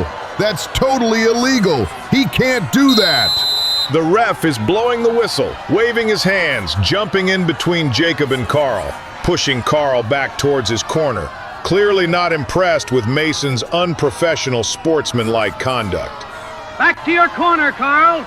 That's your only warning. Pull another stunt like that and you're done here, with a default disqualification. You understand? Okay, good. We got some fellas here from the booth, shining some flashlights down onto the ring. Lavine is down. He's not moving well. Hold on. Hold on. I can see him clutching his ribs. Oh no! If you're just tuning in, folks, the power feeding the lights in the stadium has unexpectedly gone out, and the fight is temporarily stopped. During the blackout, Carl the Wolf Mason took a cheap illegal punch to Jacob the Maccabee Lavine, sending Jacob to the floor. It looks like Jacob's hurt, badly. Possibly the ribs, maybe the leg. We can't tell yet. They've sent a man to check the auxiliary power box to get the lights back on. Stand by, folks. This is unprecedented. The box is blown out and the wires were cut? Harold, what'd he say? Sabotaged. The power and lighting box were sabotaged. Ladies and gentlemen at home, we have confirmed reports that the electrical box was intentionally destroyed, but we don't have any information on who may have done it. All eyes are on the ring now, with security holding flashlights like torches. Jacob Lavine on the canvas, with Carl Mason standing over him, unmoving like a statue. Carl's being moved back to his corner by the referee. Wait, what's that? The lights! The lights are coming back on! There is no power running to the arena, but the overhead lights are turning back on, one by one. This is unbelievable! Ladies and gentlemen, I don't know how to describe what we are seeing here tonight. Jacob Lavine is still down, injured, but the lights in the arena have come back on without power. In the darkest moment, when the cold hand of the wolf struck in the night, the lights flickered back to life. No wires, no power. And in the chaos of the blackout, as men shouted and flashlights sliced through the dark, one figure pushed through the confusion like a storm. Somebody's coming up on us here. Hey, careful with the equipment. Lorenzo Moretti? What's going on? Mr. Reed, Mr. Reel, Mr. Pipes. Mr. Moretti, sir, is everything... We need to chat off the air. Now. Sir, with respect, we're in half a blackout, and we're still live to the entire nation. Go to a commercial break. Jesus, Lorenzo, what's going on? The wolf isn't who we think he is. I had my men do some digging on him. Deep digging. He had no family, no papers older than a year, no birth certificate we could verify. The social security number was fake. His immigration file was clean, too clean, like someone wiped it. His papers didn't match the man. Birth records missing. Immigration stamped by a clerk who died 5 years earlier. No parish records, no school records, no childhood. Then wrote a news story on top. A few weeks ago, they brought me a name. Klaus Reinhardt. German? Pure German. He was an SS Oberscharführer. He worked the camps, then disappeared after the camps were emptied or liberated. You're kidding. Which camps? Radom, Kielce, Treblinka transports. He wasn't just any soldier. He wasn't some scared kid following orders. He ran liquidation details. Then Why put Jacob in the ring with him? Because I knew Jacob needed this fight. His soul needed this fight. So I arranged it for him. He knows who Carl really is. Gentlemen, the world is watching and listening to the events unfolding here. And you're going to broadcast to them who Carl is and what he used to do. Ladies and gentlemen, the lights are coming back on, but there's still no power feeding them from the power box. Ladies and gentlemen, we bring you breaking, updated news about the Wolf. It seems Carl Mason is not Carl Mason. It's been discovered that his real name is Klaus Reinhardt, an escaped SS officer responsible for atrocities in Poland and the concentration camps during the war. It seems Jacob is fighting more than just another boxer in the ring. He's fighting someone who helped silence over 6 million voices in gas and fire. You heard correct, folks. Carl Mason was a former Nazi in charge of running extermination camps in Poland. What this means for the rest of the night is uncertain. We're trying to learn more details as they come to us. But currently, it looks like the lights have been fully restored in the arena. However, the power box and breaker panel still remains broken, possibly sabotaged. Jacob's still on the floor after Carl delivered a dirty, illegal punch during the blackout. And he's being looked at now by his trainer and the on-site doctor. Jacob, kid, look at me. Eyes open, kid. Gus, my ribs, they're burning. I know. He caught you good in the dark. Don't move, son. Lie flat. Breathe slow. Deep breath in for me. Let it out. You've got 2 cracked ribs, and your left leg, it's swelling. Could be a torn ligament. Well, Doc, what do you think? Son, if you take another hit to those ribs, you might puncture a lung, and you could die. If that leg gives out, you'll fall wrong and end your career. Possibly never walk normal after that. I'm finishing the fight, guys. Ladies and gentlemen across America, Jacob Lavine is still down on the canvas, following that illegal strike thrown in the darkness by Carl the Wolf Mason. The ringside doctor has entered the ring. He's kneeling beside Jacob now, checking the ribs, checking the leg. Oh, that don't look too good as Jacob flinches at the doctor's touch. Doc doesn't like what he's finding. We're doing our best to pick up the doctor's words. Stand by. 2 cracked ribs. You hear that, folks? The kid took a shot in the dark. Ribs busted. That leg's not looking right neither. This could be the end of the fight. It looks like Jacob is getting up from the corner of the ring. He's up. The kid is back on his feet. I've covered boxing 20 years, but I've never seen determination like this. Across the ring, Carl the Wolf Mason stares on. Not a flicker of concern. He's watching like a predator, waiting for the wounded to stand back up. The fight continues. The fight is back on. The Maccabee is still in this fight. Ladies and gentlemen, we may be witnessing history. Round 3, and the Maccabee is back out there. Mason wastes no time. He's on Jacob like a shadow. Oh, big right, big right. Jacob's ribs whipped sideways. The kid's hurting bad. Lavine covers up, tries to circle, but Mason cuts off the ring with that terrifying precision. Wolf digging to the liver again. Those are payment punches, folks. Lavine answering with sternum jabs. He's trying to steal the Wolf's wind. Those ribs are getting tender. Every breath now costs Lavine seconds. Lavine forced toward the rope quadrant. Danger zone. Wolf commits. Lavine waits. Pull counter left again. Lavine's rear leg is stiff. He's pivoting flatter now. Wolf noticed it. He's targeting the base with chopping body shots. Jacob compensating with wider stance, trying to stabilize through pain. Wolf lands a short rabbit shot as Lavine turns. Illegal, plain and simple. Mason stepping on the lead foot in the clinch. Veteran dirty trick to kill Carl's movement. Low blow by Lavine disguised as a body shot. That one flirted with disaster. The two are head-to-head jabbing and punching each other's faces. Carl grabs hold of Jacob in an attempt to keep Jacob still. Break clean or I start taking points. The referee's patience is wearing thin. Mason already on thin ice. Entering the 4th round. Lavine widening his base just a touch. He's bracing for power exchanges now. Mason staying tall in the stance. Weight centered. He's ready to spring in either direction. Jacob lowering his center of gravity. He's preparing to pivot under pressure. Wolf slips inside. Jab, cross, right uppercut. That shot lifted Lavine off his heels. He should be down. He should be done. But he ain't. The kid's ribs can't take much more.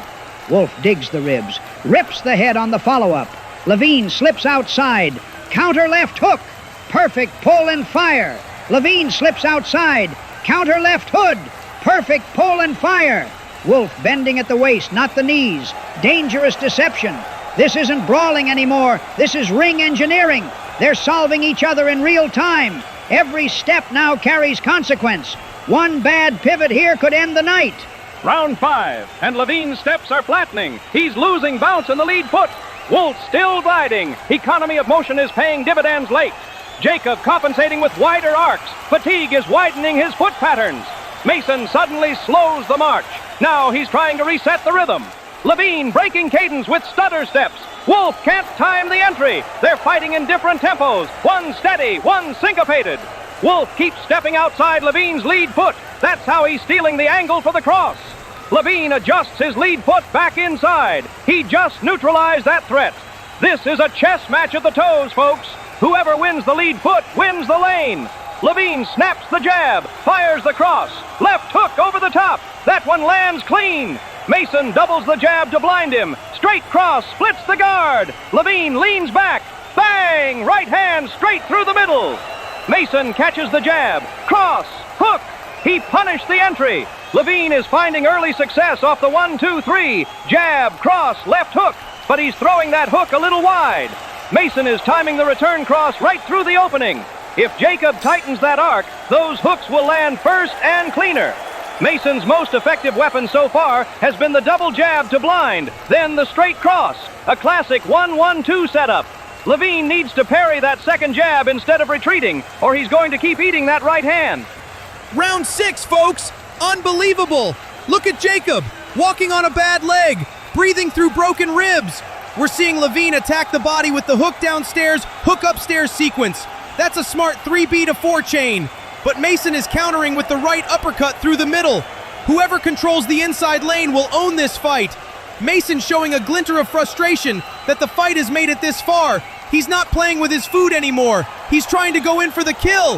That last exchange was pure counterpunching. Lavine is winning off the slip left hook, but Mason answered with a nasty pull counter right. This round is now about timing, not power. Round 7. And listen to this crowd. Jacob throws a jab. It lands. The kid scores. The Wolf is angry. He's rushing him. Jacob's reeling. He's hurt, but he's still on his feet. And Mason, for the first time, looks afraid. He's trying to end it. Right here, right now. Mason is starting to sit down on his shots, especially the jab-cross right uppercut combo. That uppercut is lifting Lavine's guard. Jacob must shorten his stance, or that punch is going to keep threading the center. With the rib damage, Lavine can't rotate fully. So his best weapon right now is the jab pause cross. It limits how much he has to twist. Mason, meanwhile, is targeting with double body hooks, then the uppercut. That's pure breakdown violence. Mason's winning with the 1-1-2. Lavine's best success, slip hook inside. Uppercuts deciding this round. Whoever owns the jab owns the tempo. This fight is now counter versus pressure. Carl gritting his teeth, almost ready to just take the gloves off and murder Jacob in the ring. Mason is building damage with sequences. Lavine is stealing moments with timing. Pressure is breaking the body. Counters are breaking rhythm. Carl setting up for the power jab. He walked through it. Jacob walked through the Wolf's best shot. And there's the bell. End of round 7, folks. My God, 7 rounds and 1 more to go. What a round! What a round! Jacob Lavine has survived 7 impossible rounds. The Wolf is rattled, hurt, confused. I've never seen him this unsure of himself. And Jacob, the kid's fighting on a busted leg, cracked ribs, and pure heart. 7 rounds, 7 flames, 7 moments where Jacob should have fallen, but he didn't. 1 round remained. Hold on. What's that? No, not again. Not again. The lights have gone out again. The arena is completely dark. We can't see a thing. Somebody get lights on this ring. Keep an eye on Carl or Klaus, whatever his name is. Watch him. Second blackout tonight. Unbelievable! Unreal, ladies and gentlemen! We're trying to get confirmation on what happened. Somebody's probably going to lose their job after this evening. Did you hear that? Someone's moving. The wolf's moving. Make sure he doesn't do anything. Someone get lights on that ring. This is dangerous. Jacob can't see. The ref can't see. Nobody knows what the wolf is doing in there. I see something, a beam of light.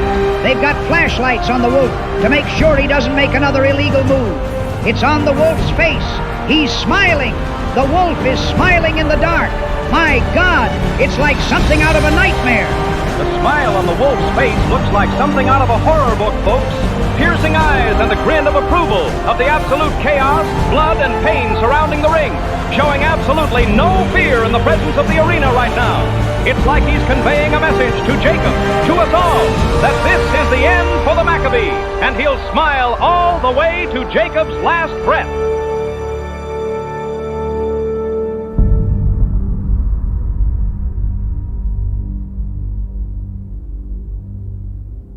Over 2,000 years ago, the Jewish people fought against a Greek empire that outlawed their faith and defiled their temple in Jerusalem. Rulers rose who demanded that every nation, every family, every soul look the same. Their ancient customs, Sabbath, Torah, circumcision, prayers passed down through centuries, were outlawed. The temple in Jerusalem, the beating heart of Jewish life, was seized. But a small band of fighters, the Maccabees, led by a man named Judah, fought back. Against trained armies, war elephants, shields of bronze, the Maccabees fought with farm tools, hunting knives, stones, and hid in caves. They fought at night. They struck like lightning and vanished before dawn. And slowly, unbelievably, the Greek Empire retreated, and Judah and his fighters drove the invaders out. When the Jewish people reclaimed the temple, they found only one jar of oil left to light their menorah, a symbol of the eternal light of God. Just enough oil to light the menorah for one night. But they lit it anyway, and somehow, one night became 8. That's Hanukkah. The belief that even in the darkest moment, light can return. Wait! That sound! The lights! They're trying to come back on! The lights are back! The lights are back on again! But there's still no electrical power to the arena! The generators are dead! The main box is destroyed! And somehow the lights are burning bright as day! Let's hope they stay lit this time! We've got one more round to go, folks. Let's hope the lights stay lit for one more round, the 8th and final round of this incredible matchup. Here we go, round 8. Look at Mason. It almost looks like fear on his face. For the first time tonight, Carl the Wolf Mason, Klaus Reinhardt, shows a human emotion, and one Jacob's been waiting to see all night. Both men center ring. Mason prowling forward, high guard, stalking the injured Lavine. Watch Jacob's feet. He's lighter now, working off the back foot, giving just enough ground to make Mason reach. Mason probing with the jab tap. Lavine parries the first, slips outside the second. Small pivot to his left. Beautiful micro pivot there. He moved his lead foot outside Mason's, stole the angle without throwing yet. He's setting a trap. Mason steps in hard. Jab, low jab, straight right. Partially blocked, but it rocks Lavine back a step. That right landed on the glove, but the force bled through. Jacob's rib and leg are screaming, but look, he's not brawling. He's resetting his stance instead of trading. Lavine circles off the ropes, half step right, then a sharp pivot left, back to set a ring. That's ring IQ. He's using angles, not brute force, to keep Wolf from pinning him. Mason lunges with a long jab to the body. Lavine pulls just out of range. Counter jab snaps the head back. Perfect pull jab counter. Jacob's not loading up yet. He's touching Mason, disturbing his balance, taking away that predator rhythm. Lavine follows with double jab, cross. 1-1-2 straight down the pipe. He shot those from a solid base, kept his back heel slightly raised, turned the hips. Textbook mechanics. Mason opens with a fast 1-2. A stiff jab followed by a cross. Lavine eats the jab, slips the cross just enough, and answers with a check hook. Oh, nice left check hook from Lavine. Good timing. Mason slips inside Jacob's jab and fires a short right cross. That right hand landed flush. Jacob should be down, but he's still coming forward. Mason unloads a three-piece. Left hook, right cross, another left hook. Lavine slips the last one by a hair. He pulled his head just enough. Mason pivots out. Classic ring generalship. And he's coming back with a three-punch combination. Body shot by Mason. That one landed flush on Jacob's broken ribs. That had to hurt. He's clinching. Lavine ties him up to survive. Lavine with a jab down the pipe. That rocked Mason's head back. Jacob follows with a short left hook to the body, digging into the Wolf's ribs. Oh, there's a cracking sound on that one. Mason's losing his temper. That's a wild overhand. He misses. Mason's back on the hunt, using that forward pressure. Jabs to blind him. Right uppercut coming. Uppercut by Mason. Lavine's head snaps back. Beautiful pivot by Lavine. He's creating angles now. Lavine closes in, but with discipline. Jab, cross, short left hook. He's picking his shots. Notice the feet. Small steps, no jumping in. Back heel lightly off the mat, lead foot steering. He's maintaining punching distance while keeping his base under him. Mason tries to pivot out. Lavine shadows him, mirror steps, cuts off the ring to his left. Mason tries to bully in, hooks wide to the body. Lavine shells, rolls the shoulders, catches those on the elbows. Jacob's not trying to win those inside shots. He's diffusing them. He's using a high tight guard, elbows pinned, minimal twisting so he doesn't tear that rib more. The Wolf looks shaken for the first time. Lavine steps in. Jab, jab, left hook to the body. Right hook upstairs. Lavine changes. Head, body, head. Notice he bent the knees on that body shot instead of twisting the torso too much, protecting those ribs while still investing to the liver. Mason clinches. He's hurt. He ties Lavine up around the neck, tries to walk him back to the ropes. Mason feints the right, goes left, tries a hook to the temple. Lavine slipped that hook at the last possible second, and he counters. Short right hand on the inside.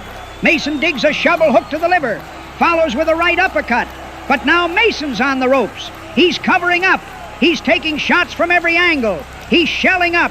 High guard, blocking what he can. Listen to this crowd. They're driving Lavine forward. Lavine steps off the ropes, shuffles left, resetting his feet. Mason rushes in with a huge overhand right. Pull counter. Lavine just pulled back out of range. He's got a window. He's got a shot. The Maccabee sets his weight. Shifts to the right foot. Loads the shoulder. He delivers the left hook. A left hook from Jacob. The Maccabee's notorious left hook to the head. The Wolf is down. The Wolf is down. He's out cold. The Wolf goes down hard to the floor.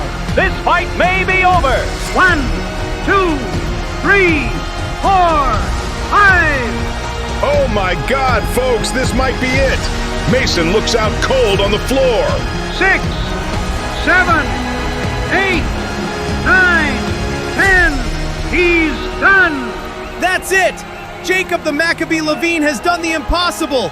Broken ribs, bad leg, 8 rounds of hell, and he just knocked out the Wolf with a perfect pull and counter left hook to the head.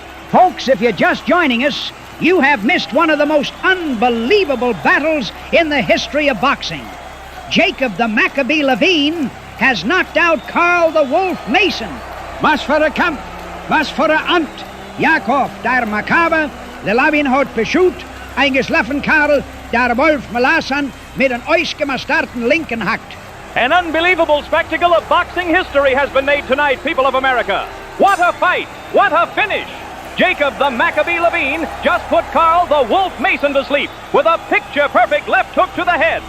Round 1. The Wolf dominated with that frightening precision of his. Jacob was already fighting on the back foot. Round 2. You all heard it. The lights went out, and Mason blindsided him in the dark. That's when the ribs cracked. That's when the leg gave out. That's when any other fighter would have stayed down. But not Jacob Lavine. No, sir. He stood up with the crowd chanting his name. Rounds 3 through 7. Pure guts, pure heart, pure Maccabee. Mason threw everything he had. Hooks to the ribs, uppercuts that could break stone, body shots that should have ended the fight. And still, Lavine kept coming forward. Then the lights go out again. Darkness, panic, chaos.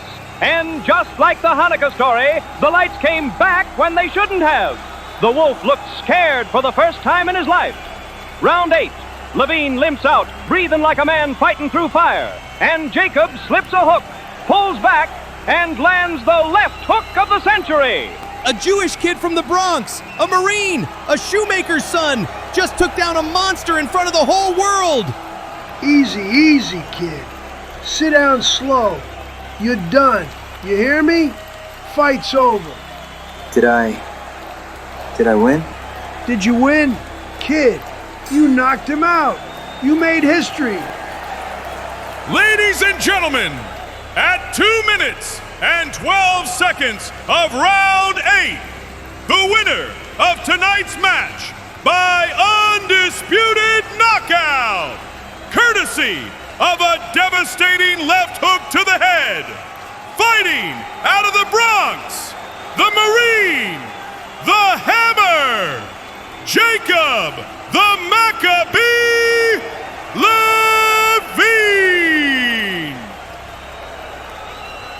Absolutely insane night and performance for Jacob Lavine. And on the first night of Hanukkah of all things, what a gift this must be for him. Ladies and gentlemen, Jacob, his trainer, and his parents are making their way out of the ring and down to their locker rooms for what I'm sure is a much-earned celebration. Thank you for joining us tonight on WJBR. I'm Walter Reed, and we hope you have an amazing rest of your night.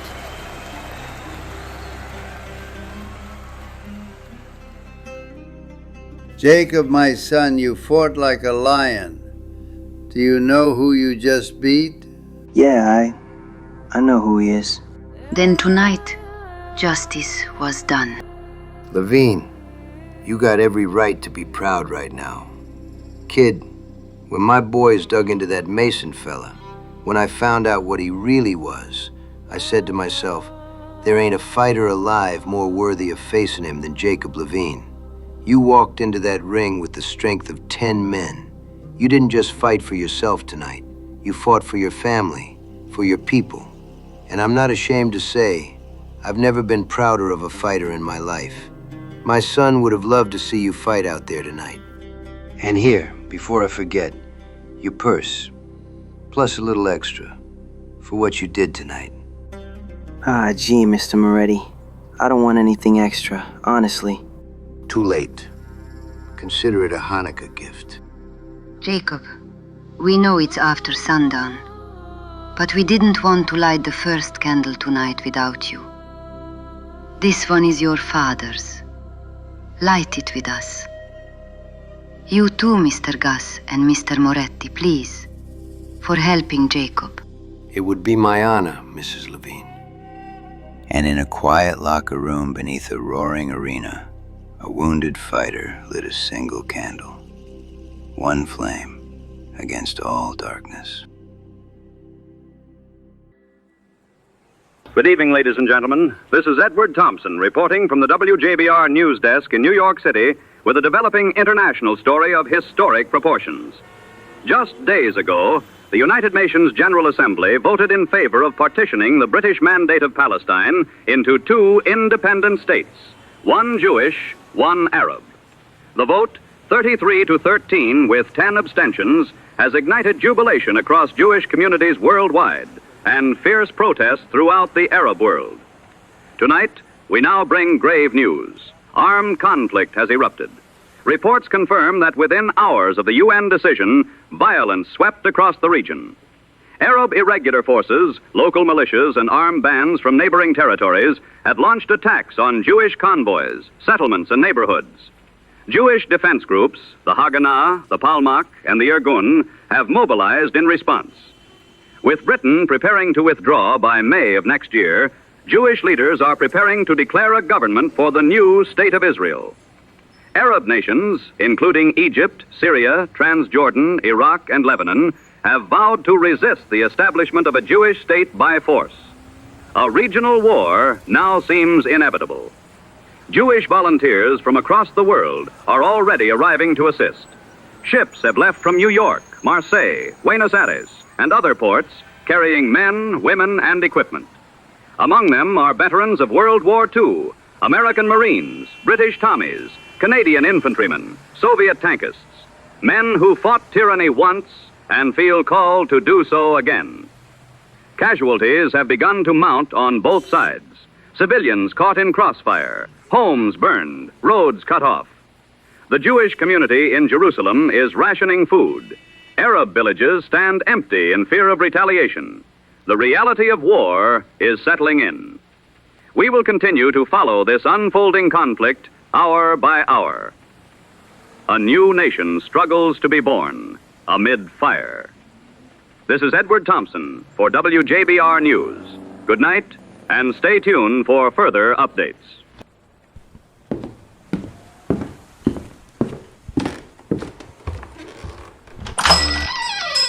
Jacob, lock the door, eh? It's cold tonight. Ima, Abba, I need to talk to you both. Jacob, what is it? I'm leaving for Israel. You're going to fight? Yeah, the war's already started. The world voted for us to have a home. And you want to help defend it? Just promise me you'll come home again. I will. And when I do, it'll be to a world where we have somewhere safe to go. Somewhere that's ours. Before I go, I want to give you something. Moretti gave it to me. Said his men found it in Italy on a business trip in a Nazi warehouse full of contents that were supposed to go to Berlin. It was meant for a Nazi museum, a place they were building to show the extinction of the Jews. The Nazis stole this menorah from someone's home. Someone who never got to light it again. Moretti said, "This belongs to the Lavine family now. I want you to keep it. Light it for me while I'm gone." We will, Jacob. Every Hanukkah. Rivka, turn that radio up, please. Good morning, New York. We bring you breaking news. As Carl Mason, a former boxer, most known locally for losing last year's fight to Jacob the Maccabee Lavine, was found dead this morning. His mangled body was found hanging by a light pole on West and 7th with a gunshot wound to the back of the head and multiple stab wounds to his stomach and torso. Medical professionals also say there was extreme blunt force trauma to his legs, arms, and back before his time of death, along with a branded swastika found on the center of his chest. A sign was found hung around his neck reading, "You lost." Speculation as to who did this has the streets talking, wondering if the mob killed him out of poetic justice. Some think he was working for the mob in a plot to kill Jacob the Maccabee Lavine, and failure in doing so resulted in his gruesome death. Others believe it was the work of street thugs as a show of force to rival gangs in the area.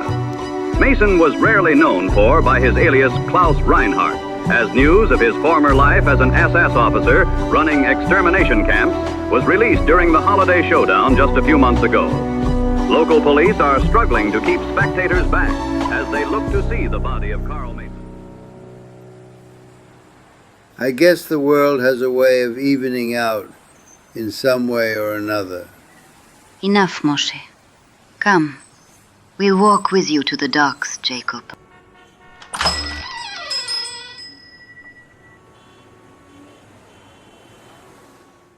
And so ends the story of that winter night in the Bronx. The night the lights went out, and then returned brighter than before. Jacob Lavine, the quiet son of a shoemaker who survived the islands of the Pacific and the alleys of New York, triumphed against a darkness older than the ring itself. He fought with cracked ribs, a failing leg, and the weight of history pressing on his shoulders. And when the final bell tolled, the son of Europe's exiles stood victorious over the man who once served their oppressors. That year, in a humble shop in the Bronx, a menorah once destined for a museum of extinction was lit by living hands. With a kiss on his mother's cheek and a soft "be safe" from his father, Jacob left the shop on Riverside Avenue, carrying nothing but a duffel bag, a battered body of scars, and a promise to return when the work was done. In every generation, light must be rekindled. In every place, someone must stand. And on that Hanukkah night in 1947, Jacob the Maccabee Lavine answered the call to carry the light forward. ושמש לו אבוקה, ושמש לו